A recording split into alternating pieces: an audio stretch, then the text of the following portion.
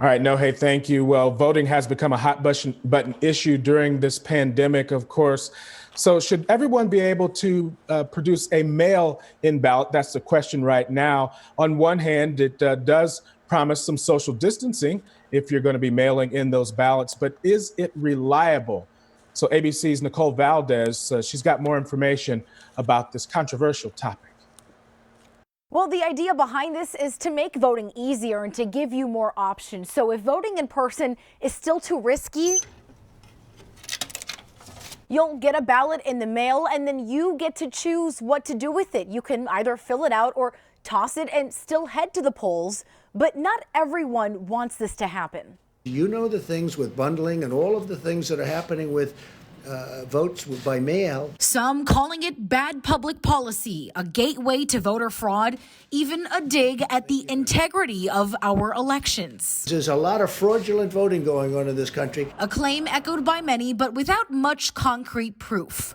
On the flip side of the coin, though, we're in a global pandemic, and it's not going to let up by the time we get to August. Maricopa County Recorder Adrian Fontes says we need options and we need to give them to everyone. If voters are not comfortable going to a polling place, but they weren't aware of this, we just give them the option. Fontes and some other election officials in Arizona pushing for an all-mail election for both the August primary and the November general election. We want to have all of the flexibility in place that we can to make sure that everybody is able to participate in the election. We've seen elections go on as usual in states like Wisconsin, voters still lining up this week outside polls.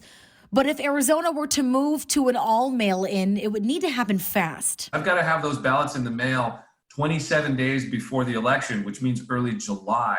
With legislators out due to the crisis, Fontes calling on Governor Ducey to use his power during our state of emergency. We need guidance, we need clear leadership, and we need to do something that's going to keep our voters, our poll workers, and our election staff safe. Now, it is important to note that 4 out of 5 voters in Maricopa County already vote by mail, and Recorder Fontes says this option would also save money in terms of things like staffing those polling locations. In Phoenix tonight, Nicole Valdez, ABC 15, Arizona.